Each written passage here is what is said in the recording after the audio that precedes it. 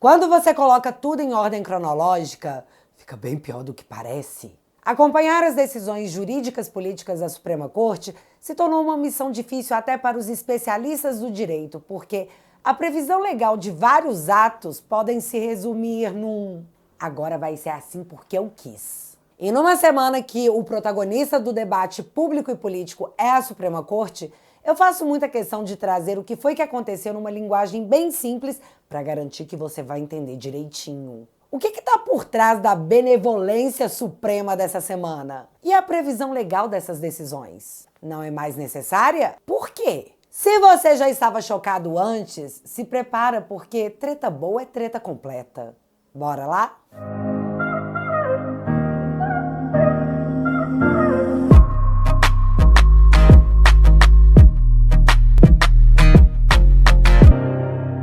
Para que você possa compreender como o fundo do poço é logo ali e como a Suprema Corte, que antes estava bem despreocupada, agora passa por seu pior momento dos últimos anos, eu vou precisar contextualizar, porque o contexto é fundamental antes da gente falar das últimas 72 horas. Sim, eu sei, o brasileiro tem memória curta, mas não no meu turno. Então, todo mundo mais careca que o Xande de saber que o Cid foi preso por falsificação de cartão de picadinha e lá ficou até delatar.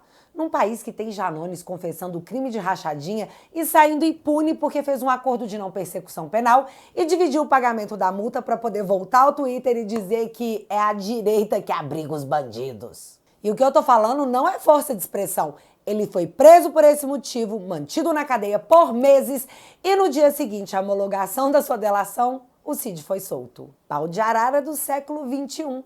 Segundo Gilmar Mendes. E assim, o Cid se manteve calado enquanto era acusado de fraudar um cartão de picadinha, mas foi tirado da cartola o suposto crime em cima de presentes recebidos por Bolsonaro. Disseram que o pai do Cid ia pra cadeia porque ele teria ajudado o Bolsonaro a vender os presentes.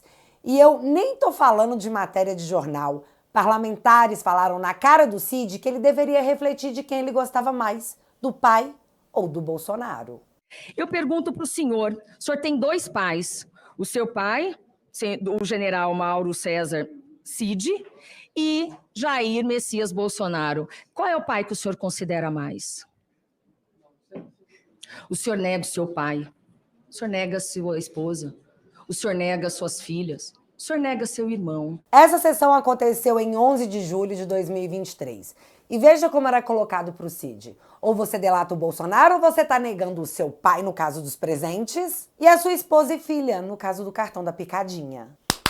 Delata, Cid, senão nós vamos atrás deles. A delação do Cid contendo o enredo do golpe de Estado foi homologado em setembro daquele ano, 3 meses após a CPI. Com a delação do Cid, a Polícia Federal foi atrás de levantar suas provas para fundamentar uma acusação de tentativa de golpe de Estado. Busca e apreensão, prisões, todo mundo sabe o que aconteceu. Mas essa semana, Alexandre de Moraes, a pedido da PGR, arquivou a acusação contra Bolsonaro na questão das picadinhas, alegando um único motivo: falta de provas. Afinal, uma denúncia não pode se basear apenas em uma delação. É mesmo, é?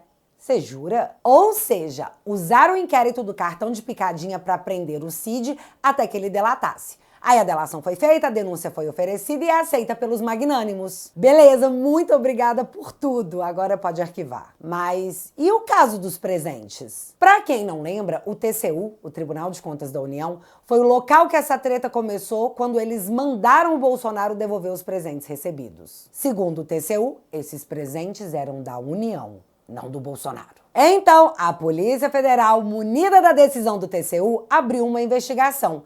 E foi quando colocaram o pai do Cid no meio disso tudo. Mas agora o TCU decidiu que, na verdade, os presentes pessoais recebidos por presidentes não são patrimônio público. Logo, olha que coisa, os presentes realmente pertenciam a Bolsonaro e ele poderia bancar arrozes do Titanic e jogá-los no fundo do mar, que não seria da conta de ninguém. E galera, em julho do ano passado, a Polícia Federal, usando a decisão do TCU como base, indiciou o Bolsonaro por peculato, que seria a apropriação de bens públicos. Só que agora o TCU tá falando que não pode ser peculato, porque, na verdade, os presentes eram dele mesmo. Foi mal aí qualquer coisa. Tudo de bom, galera? Fui! E o mais engraçado nisso é que saiu matéria essa semana dizendo que o Paulo Gonet, o PGR, Ainda está estudando para ver se vai denunciar o Bolsonaro no caso das joias? Aí eu me pergunto, a PGR vai atropelar uma decisão do Tribunal de Contas? Porque assim, se ele denuncia o Bolsonaro, ele vai estar ignorando o TCU a nível nacional e criando um precedente jurídico muito grande, o que poderá transmitir 2 recados. O primeiro, o TCU não manda em nada e tá errado, então esteja indiciado. Toma, Alexandre, mais um caso do Bolsonaro para você julgar. E aí, para dizer que isso não seria uma perseguição política, a galera vai ter que colocar chapéu de alumínio. Isso ou a segunda opção, que seria ele não oferecendo denúncia e só ficando mais claro que Vênice, que esse inquérito foi mais uma forma de se conseguir a delação do Cid. É só escolher qual a mensagem que você vai querer entregar. E eu tô relembrando tudo isso porque a primeira turma da Suprema Corte falou na cara de todo mundo que não, Fish Expedition, a gente nunca, aqui a gente só trabalha com fatos. Confia. Mas a real é que, colocadas essas circunstâncias, o inquérito da suposta tentativa de golpe jamais poderia ter sido aceito pela Suprema Corte porque simplesmente não faz sentido nenhum. Vamos arquivar o inquérito do cartão de picadinha porque não temos provas e não podemos prosseguir uma investigação baseado na palavra de um delator. Mas vamos aceitar a denúncia de golpe de Estado porque esse mesmo delator falou que todos vocês queriam destruir o Estado democrático de direito. Eu tentei falar sério, gente. É senso comum que todos estamos nos perguntando: cadê a coerência, senhor? 9 delações representam nenhuma delação. Eu vejo com muita reserva 9 delações de um mesmo colaborador, cada hora acrescentando uma novidade. Eles têm liberdade de ação. Eles já estão com a narrativa pronta. Eles não queriam saber a verdade. Eles queriam só que eu confirmasse a narrativa deles. Entendeu? É isso que eles queriam. E toda vez eles falavam: mas a sua colaboração tá muito boa. Você vai ser... Tipo assim, ele até falou, vacina, por exemplo, você vai ser indiciado por 9 negócios de vacina, 9 tentativas de falsificação de vacina, vai ser indiciado por associação criminosa e mais um termo lá. Ele falou assim: só essa brincadeira são 30 anos pra você. Mas tá, eu já falei aqui 1 milhão de vezes que a tese que causou a inelegibilidade do Bolsonaro não era apenas fraca, ela queima muito o filme de um país que quer se vender como democrático pro mundo. Inelegível porque se reuniu com embaixadores ou porque subiu num carro de som no 7 de setembro. Isso são coisas que você literalmente escuta vindo da Venezuela. Portanto, se fosse só isso, seria bem possível que o Bolsonaro concorresse em 2026. Mas o que de fato poderia impedi-lo seria uma condenação criminal na Suprema Corte, porque aí ele ficaria proibido de concorrer pela lei da ficha limpa. E aqui nós vamos entrar no campo do meu achismo puro, simples e não criminoso. É só uma opinião pessoal mesmo, viu, pessoal do STF que tá assistindo. Lá atrás, quando começaram as condenações da galera do 8 de janeiro, o alvo principal já era o Bolsonaro. Porque se você condena essas pessoas a 17 anos de cadeia, a do mandante, do mentor intelectual, a pena tem que ser pelo menos o dobro. Só que, quando as condenações começaram em 2023, nós passávamos por um dos piores períodos que um Estado autoritário pode infligir ao seu povo. O período do medo. No início do ano passado, segundo pesquisas, 61% dos brasileiros tinham medo de postar algo na internet e serem punidos por isso. Em contrapartida, a Rede Globo, que hoje se parece muito com uma TV estatal, gritava aos 4 ventos que a Suprema Corte possuía legitimidade perante todos os atos e que estava faltando golpista preso. Antes de dizer o que eu ia falar, eu fiquei feliz com a fala do ministro Toffoli, porque comparando os números, ainda tem muita gente para prender e muita multa para aplicar. Todo mundo assistiu idosas sendo presas, todo mundo assistiu pais de família sendo presos, todo mundo assistiu a Débora sendo presa. Não era apenas a questão de moral baixa e medo de ir para a cadeia. Em cima de todo mundo pairava aquele sentimento de fazer o quê? Apelar para quem? Pro próprio STF? Mas o Trump foi eleito e logo após a sua posse já assistimos às primeiras manifestações de que: ei, Alexandre, não esquecemos de você. Afinal de contas, Elon Musk, que agora é tipo um ministro de Estado do Trump, certa vez postou: um dia, Alexandre, essa foto de você sendo preso será real. Guarde minhas palavras. Passamos anos denunciando a Corte Interamericana de Direitos Humanos, todas as violações que estávamos sofrendo no Brasil, e durante anos eles fizeram Dória na nossa cara. Após a posse do Trump, eles não apenas vieram ao Brasil, como o relator da corte fez questão de dizer que os relatos que ele havia ouvido eram impressionantes. Parlamentares americanos começaram a preparar um documento para enquadrar não só o Alexandre, como outros ministros, delegados e juízes na Lei Magnitsky. O caso do Felipe Martins virou inquérito sigiloso nos Estados Unidos. Para nós foi aquele negócio de luz no fim do túnel. É você? Em resposta, matérias de jornais nos contavam que os ministros estavam fazendo piada da situação e que estavam bem fechados em sua própria defesa. Ninguém soltaria a mão de ninguém e, para provar que não estavam preocupados, marcaram o julgamento do Bolsonaro e de seus aliados. Já Bolsonaro marcou uma manifestação em Copacabana pela anistia aos presos políticos. Aí, na primeira sexta-feira pós-manifestação em Copacabana, dia do aniversário do Bolsonaro, o Alexandre votou para condenar a Débora a 14 anos de prisão. Vocês conseguiram entender o recado que ele quis passar? Porém, após o voto de Alexandre, uma comoção nacional tomou conta do país. A Débora era o rosto daquele absurdo que nós assistimos por 2 longos anos. Não era só pela Débora, mas a Débora era o símbolo. Eu vi muita gente dizendo que não foi a manifestação em Copacabana, mas que dia 6 na Paulista estariam presentes porque aquelas pessoas precisavam de uma voz. E menino, a pressão bateu tão forte que o Fux pediu vista para analisar a pena da Débora. Esse assunto voltou na sessão que julgava o Bolsonaro e o Fux proferiu essas palavras.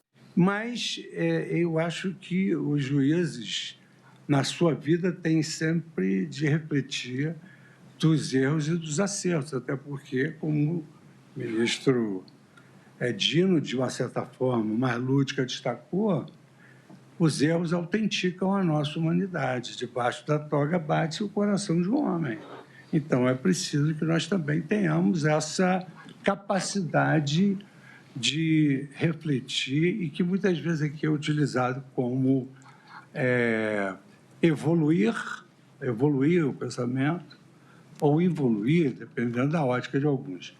Ali começava o questionamento público entre juristas, inclusive de esquerda, sobre como o exagero da Suprema Corte estava colocando em xeque a atuação da própria Suprema Corte. Gente, mas foi muita matéria, muitos vídeos, muitas opiniões sobre esse tema durante a semana pós-julgamento que tornou Bolsonaro e seus aliados réus. Quem antes defendia a Suprema Corte com unhas e dentes, agora vem com mas veja bem, Augusto Cury gravou um vídeo pedindo à Suprema Corte que soltasse a Débora. A bolha não havia sido furada? A bolha explodiu? Defender Alexandre de Moraes começou a ter um custo muito alto. O batom virou arma de luta contra a repressão às vésperas de uma manifestação marcada na Avenida Paulista. A pressão sobre a anistia ganhou, enfim, o ar de assunto de interesse nacional. Já a Suprema Corte e seus ministros se localizavam no meio desse furacão que estava se aproximando. Galera, a Débora passou 480 dias presa sem ser denunciada, até que em julho do ano passado o Gonê enfim ofereceu a denúncia contra ela. Mas é que não só a Débora, centenas ficaram presos por longos períodos sem denúncia do Ministério Público. Estavam apenas presos até que alguém decidisse fazer alguma coisa com eles. Democracia. Por 9 vezes os advogados da Débora pediram a sua liberdade e por 9 vezes Alexandre negou. Mas, às vésperas de uma nova manifestação, com o assunto da anistia ganhando o noticiário e uma onda de comoção explodindo a bolha que estavam confortavelmente os ministros e o PGR, Gonê surpreende e pede que Alexandre mande Débora para casa. No dia seguinte ao pedido do PGR, o Alexandre acatou. Ah, e vocês lembram do senhor de 69 anos com câncer avançado, condenado a 14 anos de prisão, e que Alexandre havia negado a liberdade para que ele fizesse o tratamento adequadamente? Pois então, após a revista Oeste fazer uma matéria a respeito e ele também se tornar um caso de alta repercussão, ele foi solto por Alexandre. Aí eu pergunto, se eles poderiam ter saído antes, por que só agora? Qual foi a base legal usada?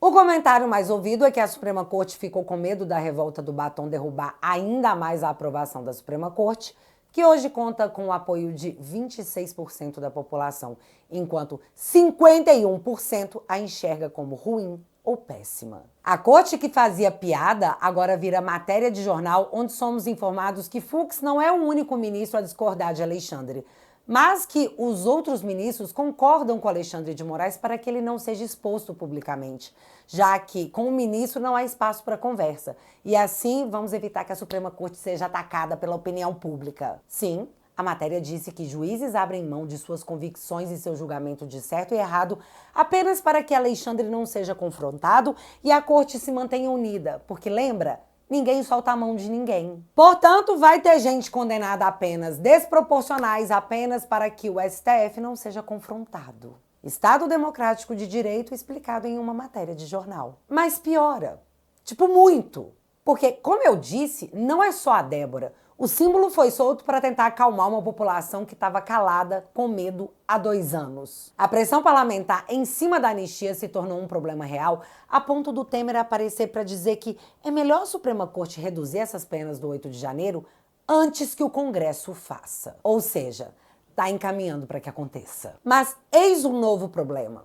Se o Congresso aprovar a anistia e a Suprema Corte a derrubar, a Corte estaria declarando guerra contra o Congresso, enquanto os parlamentares já estão em campanha para o ano que vem. Se o eleitor daquele cara quer a anistia, é atrás disso que ele terá que correr. E ano que vem serão 2 vagas para o Senado, meus amigos. A casa que pode fazer alguma coisa a respeito. Portanto, o melhor para a Corte nesse momento é garantir que a anistia não passe de jeito nenhum.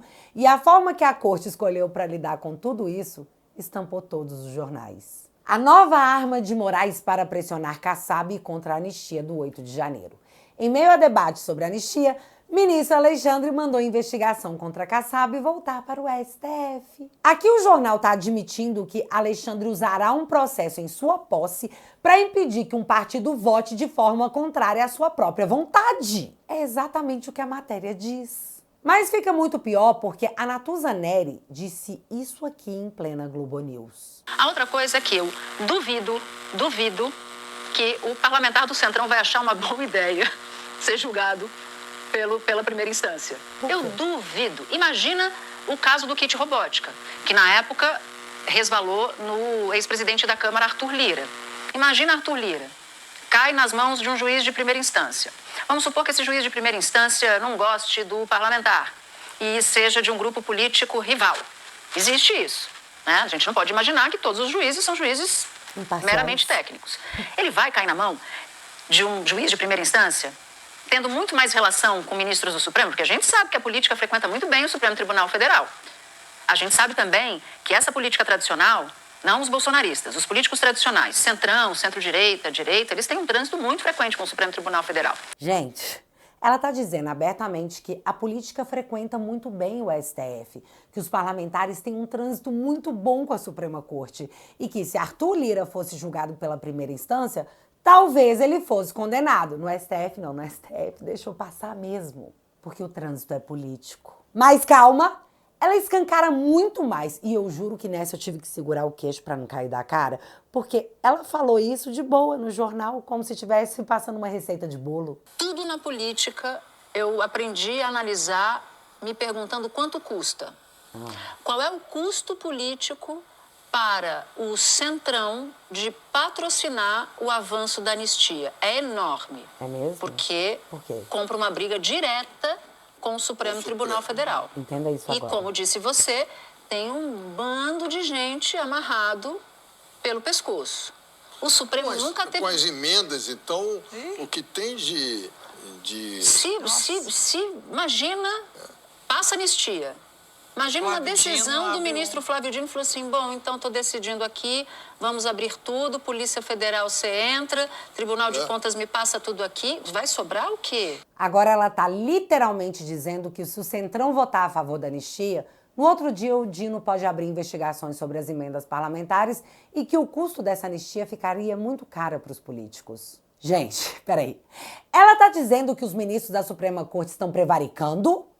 É isso que ela está dizendo? Porque se existe um crime e esse crime não é investigado, mas se o coleguinha não votar do jeito que eu quero, eu boto esse processo para andar? Isso é o quê? Chantagem? Prevaricação? Como que isso é dito no jornal e ninguém faz nada a respeito? Porque, galera, colocando que isso que ela está falando é real, nós temos a falência completa do Estado de Direito no Brasil em 2 instituições. E outra coisa, a Suprema Corte está agindo politicamente segundo a análise da própria Natuza. E eu queria saber se a lei do impeachment foi revogada no Brasil, porque se não foi, quem está prevaricando é o próprio Senado. Dentre um silêncio ensurdecedor, alguns se manifestam.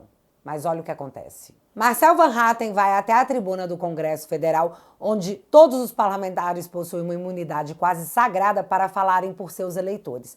E essa imunidade é garantida justamente para que um parlamentar possa falar sem ser perseguido pelo que ele disse. E citando as matérias que acabamos de comentar, ele diz que ministros da Suprema Corte agem como mafiosos e cometem o crime de chantagem. A resposta a essa fala veio na coluna da Bela Megali no O Globo, onde ela conta que Marcel entrou na mira da corte e que ministros avaliam que é real a possibilidade de Marcel sofrer consequências graves pelas ofensas à corte e que os ministros, inclusive, não descartam a possibilidade de Marcel perder o seu mandato. Olha onde a coisa tá chegando. Jornais noticiam a ofensiva da Suprema Corte e ninguém faz nada. E quando alguém fala o que as matérias noticiam, os ministros dizem que esse parlamentar pode perder o seu mandato e sofrer graves consequências. Você entende como o ano que vem precisamos fazer pelo menos, e eu disse pelo menos 29 senadores, para que possamos ter maioria no Senado e denúncias como essas dos jornalistas possam ser devidamente investigados? Porque é isso que o Metrópolis e o Globo News estão fazendo.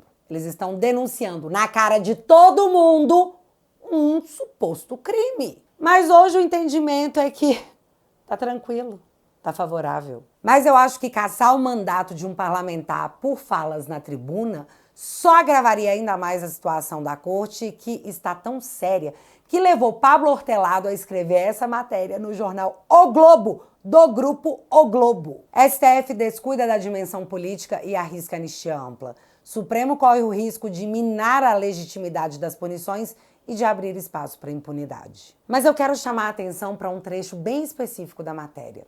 Abre aspas. O apoio relativamente alto à anistia se deve ao fato de o público não ter sido convencido de que o 8 de janeiro tenha sido um golpe.